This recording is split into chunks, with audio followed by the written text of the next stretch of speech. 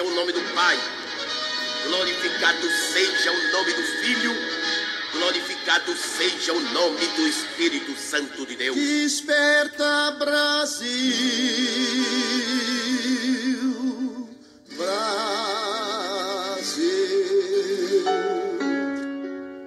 Uma semente tem o seu tempo certo para nascer. Pode ficar guardada muitos anos, como se fosse um fragmento qualquer.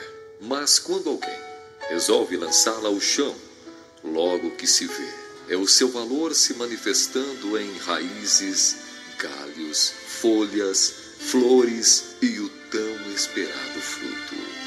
Foi então que o Deus Pai das Luzes, o sublime lavrador, viu uma de suas nobres sementes surgir em nosso Brasil. A princípio tudo parecia resistir, pois o clima era inadequado. O solo era condicionado a tantas impossibilidades. Mas a terra era boa e por isso a semente de Deus vence todos os obstáculos e começa a romper em fé.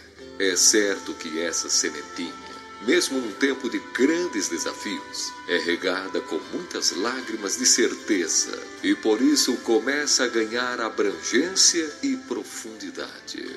Toda semente é conhecida como semente, mas nenhuma pode excluir sua identidade. E para essa referida semente, poderíamos dar o nome de ousadia, fé, confiança, certeza, determinação, profeta, discípulo, apóstolo e tantos outros.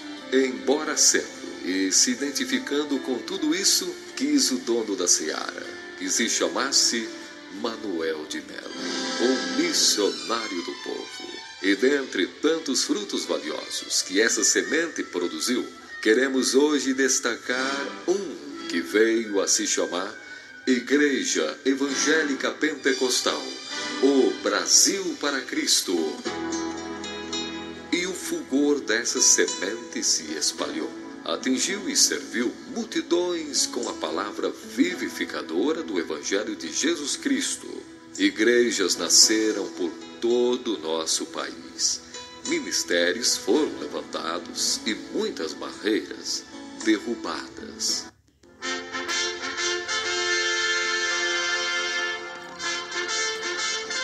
Há 50 anos, Deus soprou sobre o Brasil um vento forte de avivamento, um vento que baniu as cinzas da religião tradicional e anunciou um novo tempo.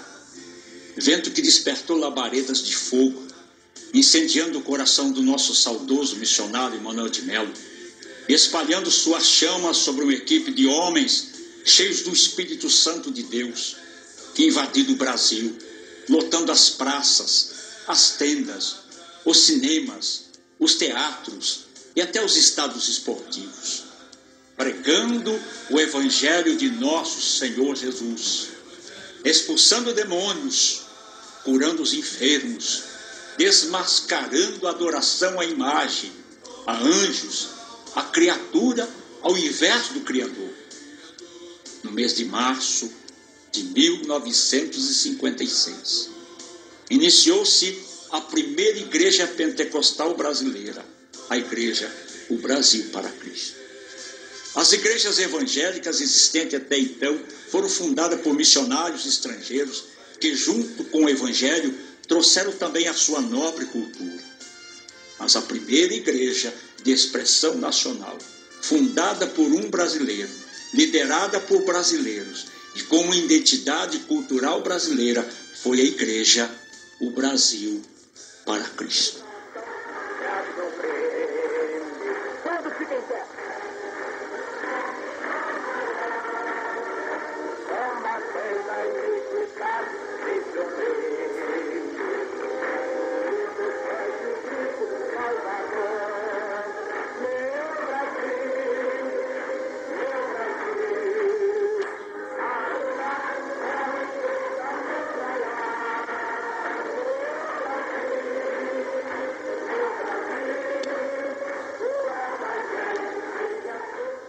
Naqueles dias, o Brasil foi cenário de grandes maravilhas de Deus.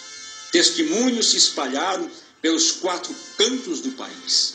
As clarinadas sonoras do Desperta Brasil acordaram nossa nação através dos programas da Rádio Tupi de São Paulo e outras emissoras, anunciando que estava na hora do Brasil acordar e que Jesus estava pronto para libertar todos aqueles que nele creem.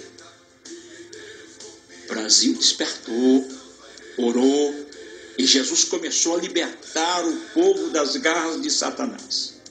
Mesmo debaixo da perseguição de autoridades políticas e religiosas, muitas vezes manifesta com prisões arbitrárias, com derrubadas de nossos templos e a queima das nossas tendas, continuamos avançando, abrindo igrejas em toda a nação, levando a mensagem de salvação, cura e libertação, fincando a bandeira de o Brasil para Cristo. O Brasil para Cristo foi a primeira igreja a realizar um culto no estádio de futebol e que, em primeiro lugar, superlotou a Praça da Sé e tomou o Vale do Anhangabaú, no centro de São Paulo, inspirando uma prática que até hoje se realiza entre os evangélicos. Também foi a igreja que iniciou o processo de evangelização pela mídia, utilizando-se do rádio, da televisão e de todos os meios de comunicação possíveis para anunciar o Evangelho de Jesus. Enquanto sua expansão alcançava todo o território nacional, uma grande área era adquirida por aqueles irmãos pioneiros para a construção do que seria, na época, o maior templo evangélico do mundo, a maior casa de oração de toda a face da terra. Casa esta, inaugurada no mês de julho de 1979, abrigando na sua principal nave 10.000 pessoas assentadas. No dia 5 de maio de 1990, não somente a Igreja do Brasil para Cristo, mas toda a nação evangélica e todo o Brasil evangélico perdeu este grande servo de Deus, missionário Manuel de Melo, que foi promovido à eternidade. Apesar da grande perda, continuamos apaixonados e levando outras vidas a se apaixonarem por Cristo. Continuamos falando a mesma língua, pregando a mesma verdade, aplaudindo o Senhor com alegria e vivendo seus milagres em nosso dia a dia. E a igreja crescendo e se espalhando por toda a nação.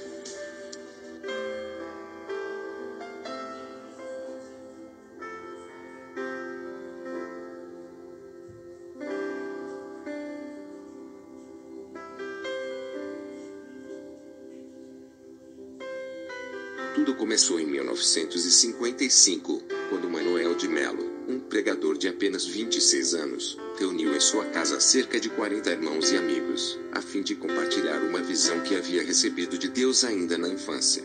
Manuel de Melo desejava ambiciosamente organizar um movimento evangelístico de cura e libertação em toda a nação brasileira. Apesar da ideia um tanto utópica, o grupo empenhou esforços, e em poucos dias, passou a realizar cultos em uma tenda improvisada, na Vila Carrão, um bairro pobre da capital paulista, sob o nome Igreja de Jesus Betel, Movimento do Caminho.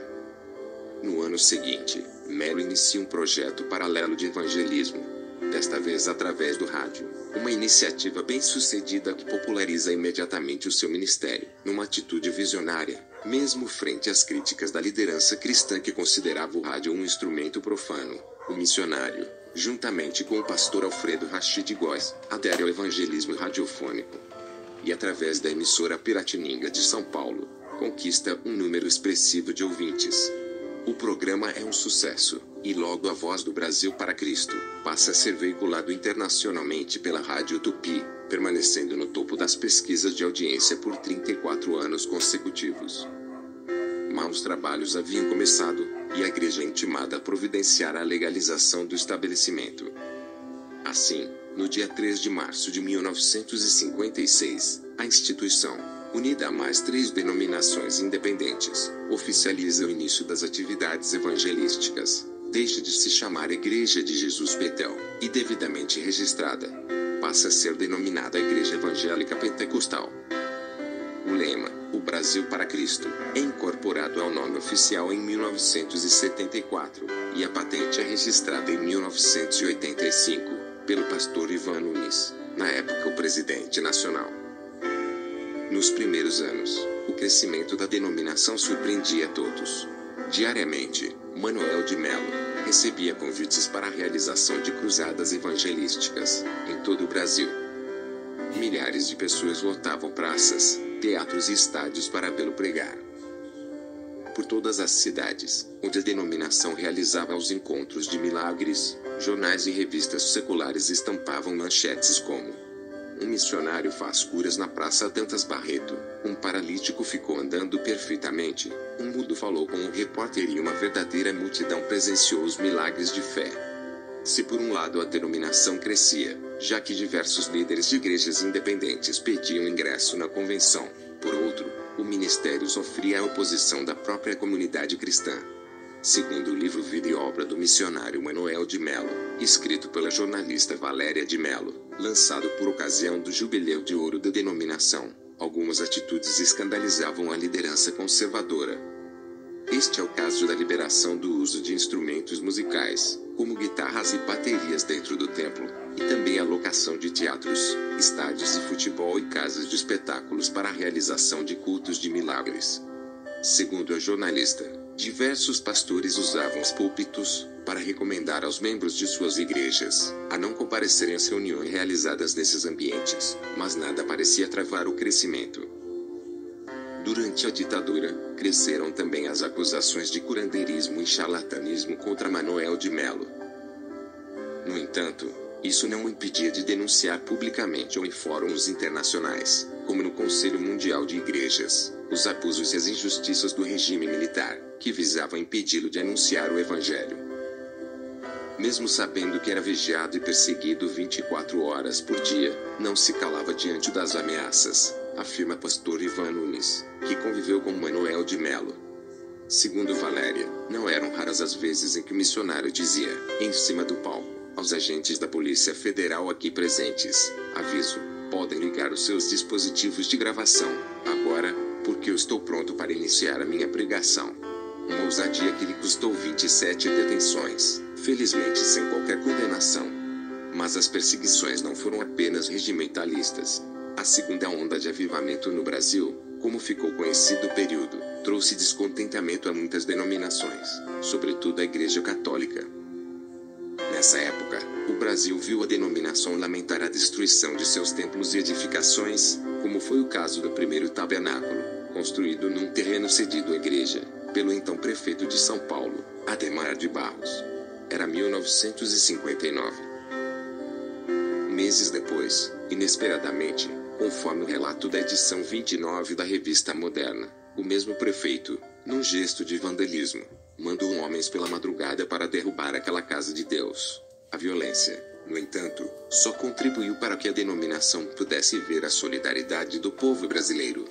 Menos de 4 meses depois, muitas doações vindas de todos os estados, e até de fora da nação, possibilitaram a reconstrução de um novo tabernáculo. Cerca de 20 anos depois, no dia 1º de julho de 1979, sob a presidência nacional do pastor Olavo Nunes, o sucessor de Manoel de Melo e o único líder a ser nomeado ao cargo pelo próprio missionário, a igreja inaugurou a sede nacional da denominação. Um templo com capacidade para 10.000 pessoas que, na época, foi considerado o maior templo evangélico do mundo. De lá para cá, o Brasil para Cristo se notabilizou como uma das maiores instituições religiosas do país.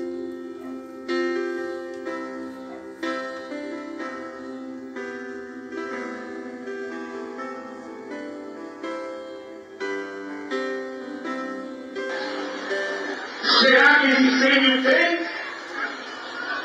Terão coragem de enfrentar policiais na rua de São Paulo? Corpo bombeiros ou pelo jato d'água? Polícia ou pelo carro lacrimogêneo? Infelizmente, minha vez polícia não. Comunista tem coragem para isso. Pessoas que se ligassem com as pés. Mas alguém me dizia no meu ouvido que ele é frouxo, que ele não tem coragem. E eu fiquei muito triste.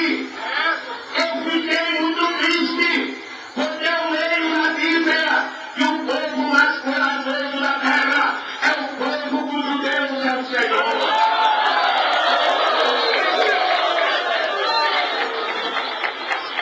Eu, quando nasci, na minha igreja já se cantava: esse surge um povo forte, revestido de poder, que não teme nem a morte que a ele pertencer.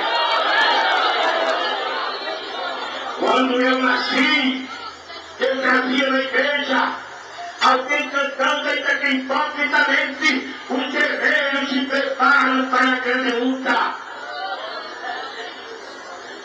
Comecei a pregar o Evangelho aos 5 anos de idade. E comecei a pregar e abrir a Bíblia. E vendo Jesus, aprendi com Jesus,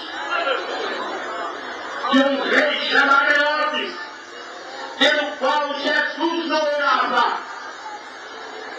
Mandou um recado para Jesus, dizendo: diz a este Galileu que a partir de hoje o Evangelho não seja mais pregado.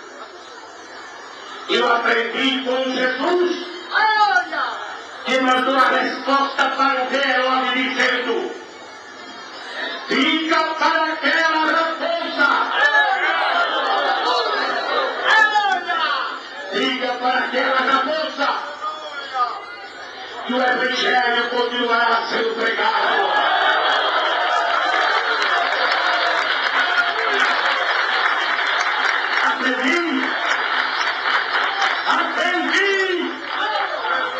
Aprendi com profetas como Elias.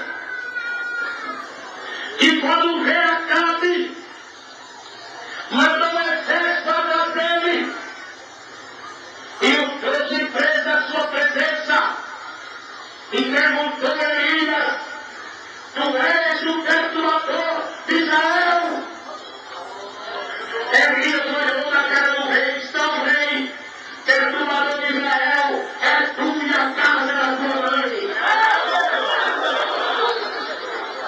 Aprendi com o profeta, eu tenho coragem de xingar até a mãe de rei. Aprendi com Jesus, que chama o Herodes de raposa. Não quero pregador covarde. E não sou eles. Não acreditem em pregador covarde. Não querem pregador medroso para comer.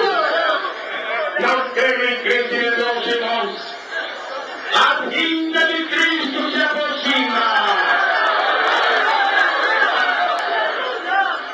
Que é que esta tarde doentes serão curados, porque o Senhor nos deu poder.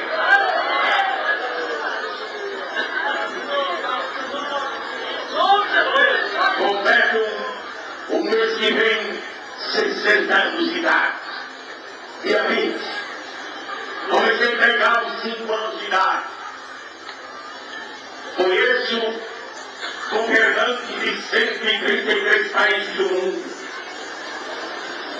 Já preguei para reis, rainha da Inglaterra, 2 vezes para o presidente americano dentro da sua própria sala, primeiro-ministro da Alemanha, e depois de 55 anos de luta, se aqui tiver alguém que quiser contar tudo que eu tenho material, eu lhe dou uma procuração essa tarde e lhe dou tudo que eu possuo por 100 mil cruzados. Não percebi, Deus não foi bom para mim em me dar riquezas como deu para Salomão. Não me deu, não sei por quê. Não me deu riquezas materiais. Me deu o pão de cada dia e a terra de cada vestido. Mas uma coisa tem de Deus.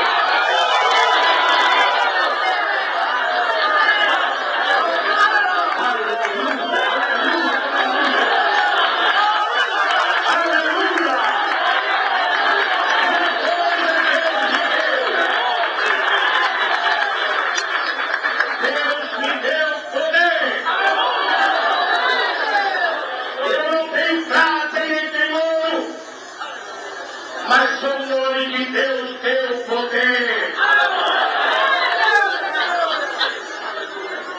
Agora, cerca de 7 anos atrás, eu estive pregando em Salvador.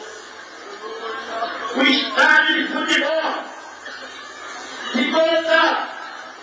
O estádio Pobioba, durante 5 dias, com a média de 60 mil pessoas. Quando foi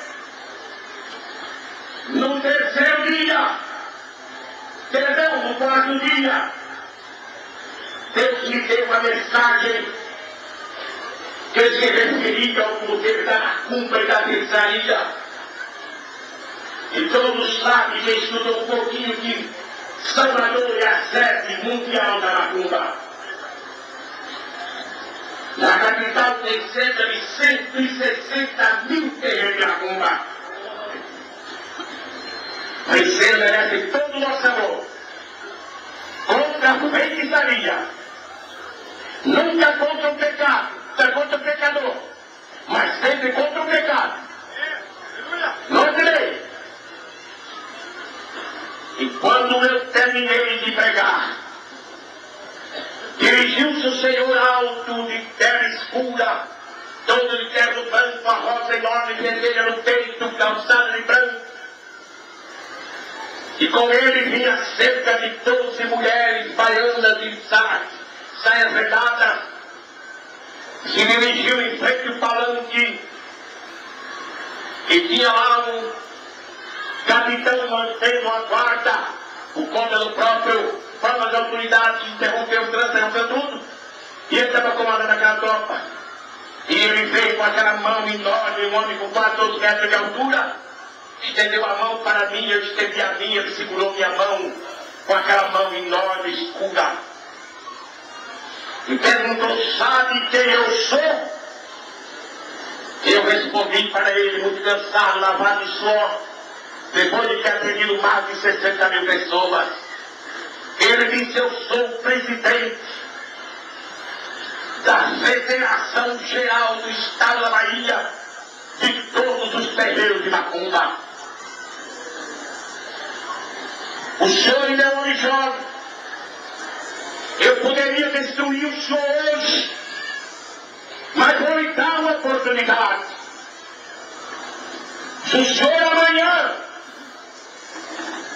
o senhor se retratar perante essa multidão, nada vai acontecer. Mas se o senhor não se retratar, eu destruirei o senhor e toda a sua casa. Virou as costas e foi embora. O capitão que comandava a tropa se aproximou e disse, missionário, meu Deus,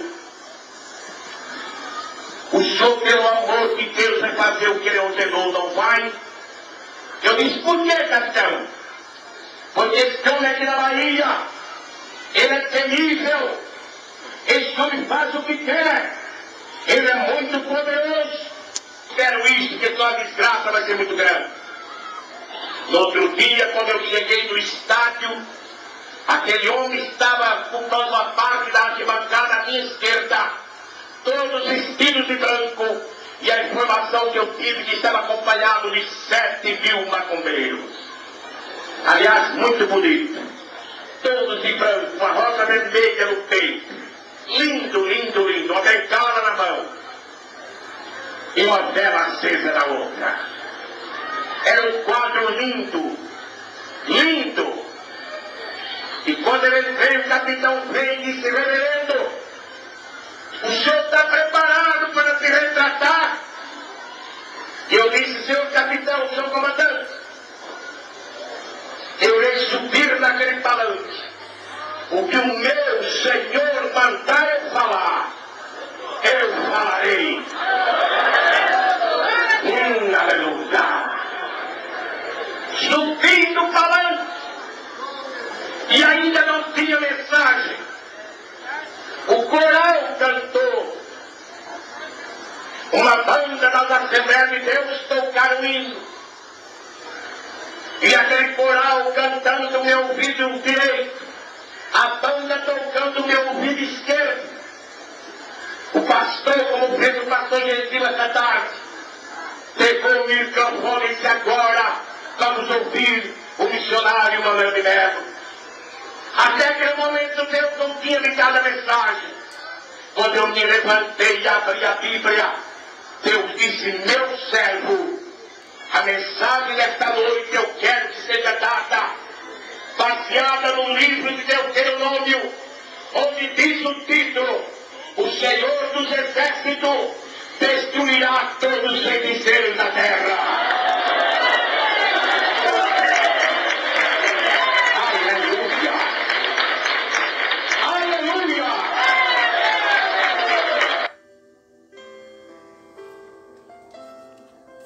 Hoje, a Igreja do Brasil para Cristo está por toda a nação e em outros países, através da Missão Desafio, fundada em fevereiro de 1991. Temos missionários em vários lugares do mundo, com vários programas de atuação.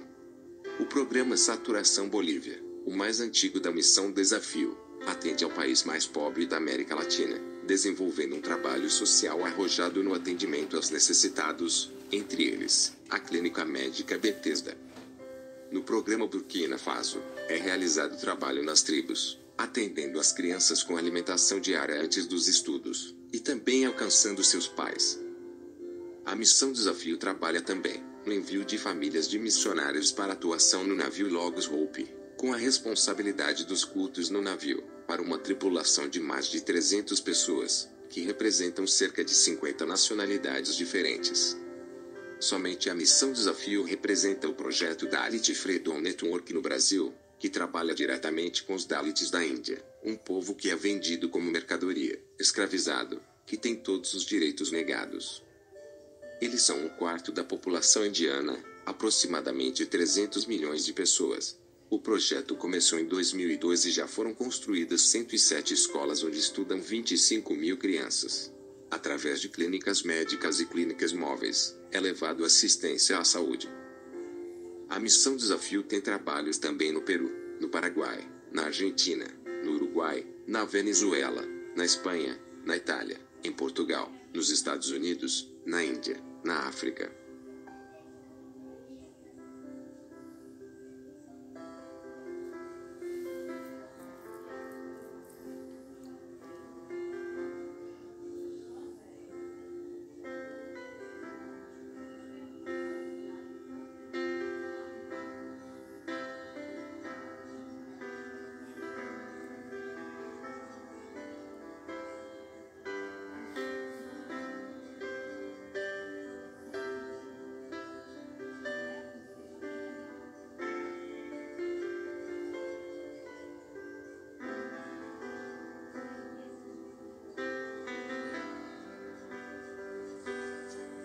Sobre todas as coisas.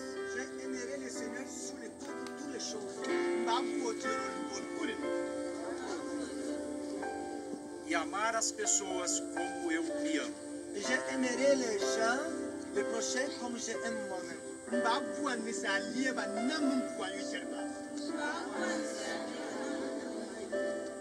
Amém. Amém. Agora é tempo de jubileu.